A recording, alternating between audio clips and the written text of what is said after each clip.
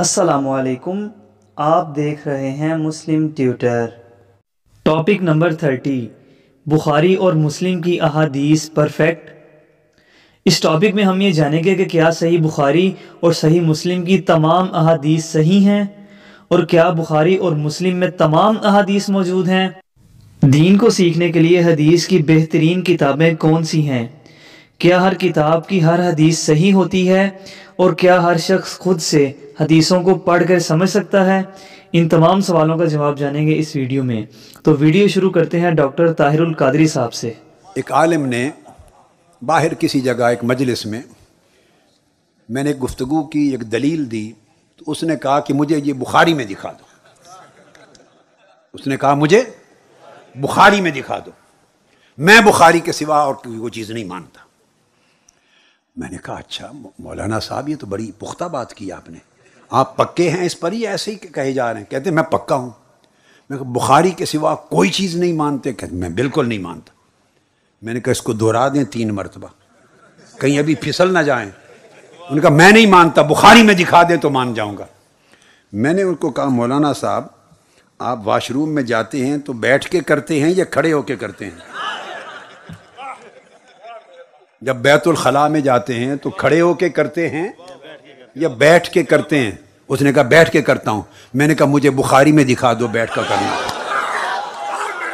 सही बुखारी में खड़े होके करने की रिवायत आई है, बैठ के करने की नहीं आई। फिर अगर आप बुखारी से ही लेते हैं और बुखारी के सिवा दीन नहीं लेते तो आज के बाद खड़े होके किया करें वाशरूम में, ताकि लोग देखें भी सही आपको भी खड़े होके कर रहे हैं। क्या बात है, ये कोई बात है करने की? कुतुब में आइम्मा, फोकाहा, मुहद्दिसीन जो लिखते हैं सब हक होता है, सब हक होता है, मगर याद रख लें किसी की किताब और किसी का फतवा कुरान नहीं होता, और किसी की किताब और किसी का फतवा सुन्नत रसूल नहीं होता। ये 2 दर्जे किसी को नहीं मिल सकते। किताब और सुन्नत का दर्जा जब आप किसी और को देंगे वहीं दीन आपके हाथ से चला जाएगा और आप कमज़ोर विकेट पे होंगे, उड़ जाएंगे, गुमराह होंगे, आपके कदम फिसल जाएंगे और दीन आपके हाथ से छूट जाएगा, आप और भूल भुलैयों में चले जाएंगे। डॉक्टर ताहिरुल कादरी साहब ने यह बताया है कि सही बुखारी के अलावा भी हदीस की और किताबें हैं जिनमें सही अहादीस मौजूद हैं। अब हम मुफ्ती अकमल साहब से ये पूछते हैं कि हदीस की बेहतरीन किताबें कौन सी हैं और क्या हम खुद ही हदीसों को पढ़कर दीन सीख सकते हैं। तो सुनते हैं मुफ्ती साहब को।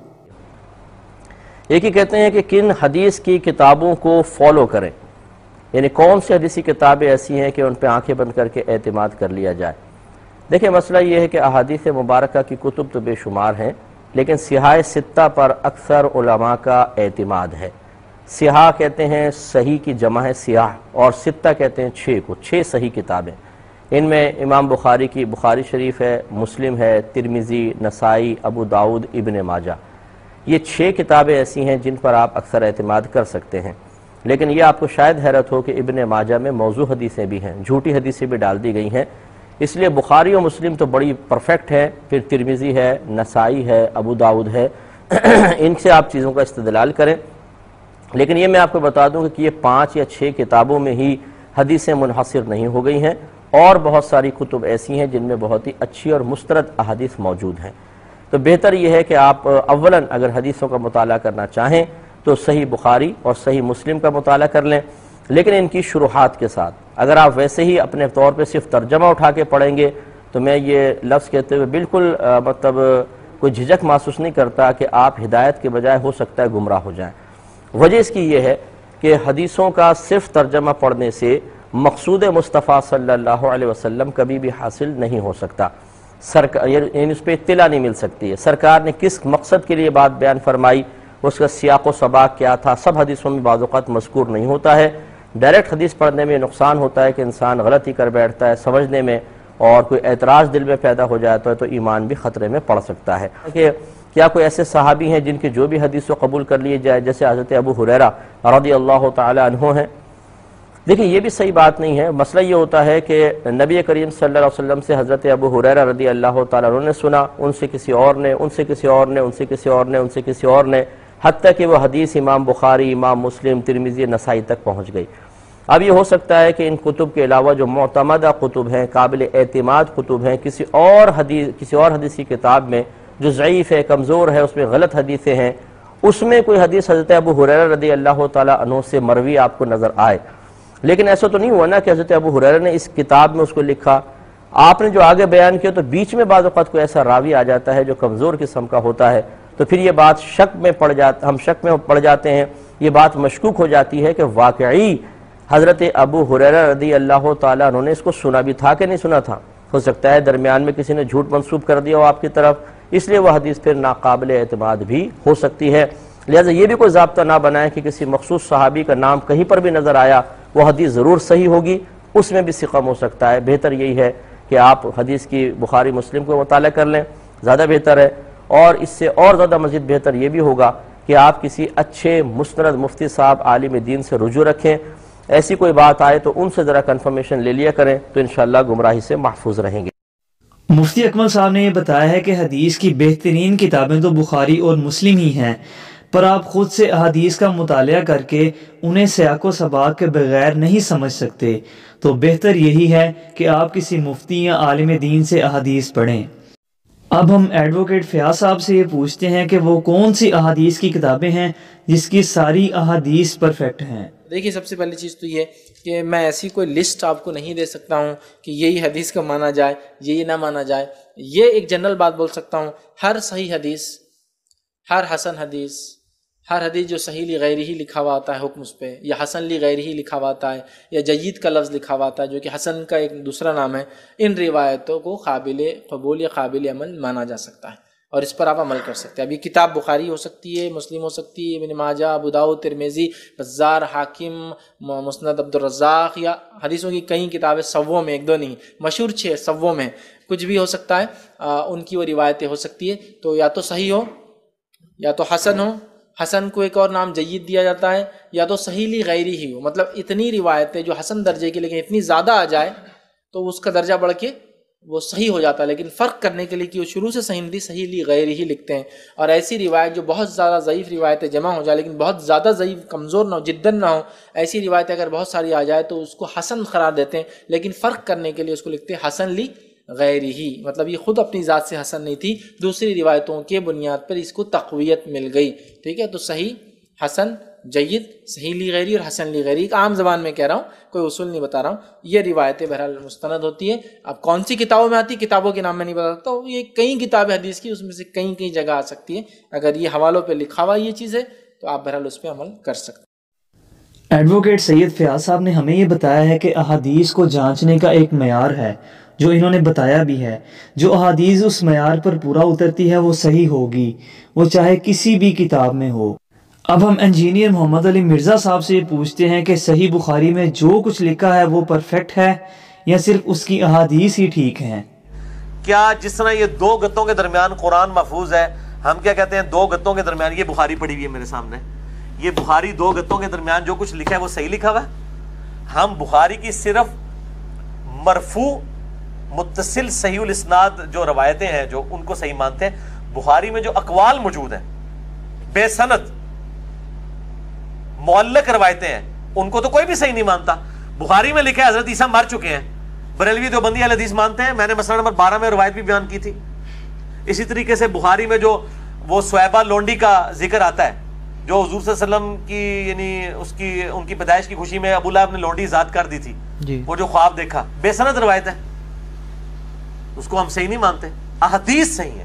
اس طریقے سے اس میں بھی جو ہے وہ زہری کہہ رہا ہے فیما بلغنا، ہم تک یہ بات پہنچی ہے کہ نبی صلی اللہ علیہ وسلم خودکشی کے لیے جاتے تھے۔ فیما بلغنا میں انہوں نے سند نہیں بیان کی ہے، زہری تابعی ہے، کوئی وہ صحابی ذکر نہیں کر رہا، یہ مردود ہے روایت۔ یہ نا جو عمران خان صاحب نے بھی بیان کر دی تھی تو سارے مولوی ان کے پیچھے گستاخ کا فتویٰ لگا رہے تھے۔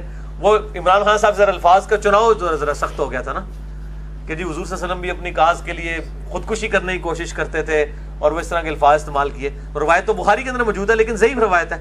بخاری میں صرف حدیثیں صحیح ہیں، اور یہ میرا اپنا نہیں عقیدہ ہے، اہل حدیث جو سب سے زیادہ بخاری مسلم کے دفاع کرنے والے ہیں ان کا بھی یہی موقف ہے کہ بخاری مسلم کی صرف حدیثیں صحیح ہیں، اس میں جو روایتیں ضعیف آئی ہیں بغیر سند کی آئی ہیں ان کی کوئی گارنٹی نہیں ہے جناب، اولا دی کتاب ہی ہے۔ یہ اس میں ان کا بھی اعتراض ہو گیا جو کہتے ہیں آپ قرآن کو، بخاری کو قرآن کی طرح محفوظ مانتے ہیں. نہیں مانتے بھائی، کب کہا ہم نے؟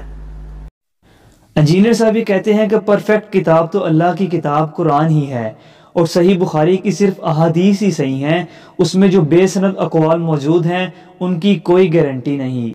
اب ہم اسی سے ریلیٹڈ ان سے آخری سوال یہ پوچھتے ہیں کہ بخاری کے بے سند اقوال صحیح نہیں ہیں تو بخاری اور مسلم کی بے سند روایات کیسے صحیح ہو سکتی ہیں؟ تو امام مسلم جب یہ کہہ رہے ہیں کہ مدلس کی آن والی روایت سماع کی تصریح کے بغیر ضعیف ہے، تو اس کا مطلب امام مسلم کو یہ مسئلہ پتہ ہے. یہ مسئلہ امام بخاری کو بھی پتہ ہے. بخاری مسلم میں جو سماع کی تصریح کے بغیر آنے والی روایتیں نا، آمش کی، سفیان ثوری کی، سفیان بن عیینہ کی، شریک القاضی کی، زہری کی، وہ صحیح ہیں. اس لیے کہ وہ سماع کی تصریح کے ساتھ ہے، اگرچہ وہ ان کے ساتھ ہے. جیسے میں ان والی روایت ابو داؤد سے یہ بیان کروں کہ اگر میں سجدہ جائز سمجھتا تو بیویوں کو کہتا کہ خامدوں کو کریں، اور میں کہوں یہ ابو داؤد میں صحیح حدیث موجود ہے، تو عام بندے کے لیے کافی ہے. لیکن خاص آدمی تو کہے گا کہ جی اس میں تو ان ہے، تو خاص آدمی کو بتاؤں گا یار یہ ان کی جو سماع کی تصریح ہے وہ سنن کبری البیہقی میں ہے، اس لیے میں نے صحیح کہا ہے. وہ کہے گا اچھا پھر تو صحیح ہے یہ. نہیں لیکن میری بات مکمل ہونے دے، میری بات وہ کہے گا ہاں مجھے بات سمجھ آ گئی. کیوں سمجھ آ گئی اس کو؟ اس لیے کہ اس کو پتا چل گیا کہ یہ پیچھے. عام آدمی کو یہ ٹیکنیکل ریزن بتانے کی ضرورت نہیں ہے. امام مسلم نے یہ تمام چیزیں سماع کی تصریح کی کنفرمیشن کے بعد مسلم اور بخاری میں نقل کی ہیں. حافظ ابن کثیر ہوں، ابن حجر اسقلانی ہوں، بڑے بڑے ائمہ محدثین، ان کا یہ موقف ہے کہ بخاری مسلم کی ساری آنے والی روایات صحیح ہیں، سماع کی تصریح پہ محمول مانی جائیں گی ان اماموں پر اعتماد کرتے ہوئے، کیونکہ وہ امام یہ سمجھتے تھے، وہ تحقیق کر کے ہی نقل کرتے تھے. اب کوئی شخص یہ کہہ سکتا ہے کیوں اعتماد کر رہے ہیں؟ تو ٹھیک ہے آپ تحقیق کریں. عرب کے ایک اسکالر نے پوری کتاب لکھ دی ہے، بخاری و مسلم کی جتنی آنے والی روایتیں تھیں نا اس کی سماع کی تصریح پہ اس نے باقاعدہ ایک علیحدہ سے کتاب لکھ کے کسی کی تصریح الموطا امام مالک سے نکال لی ہے، کسی کی تصریح ابن ماجہ سے نکال لی ہے. انجینئر صاحب یہ کہتے ہیں بخاری اور مسلم میں جتنی بھی بے سند احادیث موجود ہیں ان کی سند حدیث کی دوسری کتابوں میں کہیں نہ کہیں مل جاتی ہے، جس کی بنا پر ہم بخاری اور مسلم کی تمام احادیث کو صحیح کہہ سکتے ہیں. اگر آپ صحیح اور ضعیف حدیث کے فرق کو بہتر جاننا چاہتے ہیں تو ہمارا ٹاپک نمبر 5 ضرور دیکھ سکتے ہیں. اس ویڈیو میں کہی جانے والی تمام باتوں میں سے آپ ہر اس بات سے اختلاف رائے کر سکتے ہیں جو قرآن و سنت سے ٹکراتی ہو. ویڈیو پسند آنے کی صورت میں لائک کریں اور ہمارے چینل کو فالو یا سبسکرائب کر کے بیل آئیکن ضرور دبائیں. اللہ تعالیٰ آپ پر اپنی رحمت فرمائے.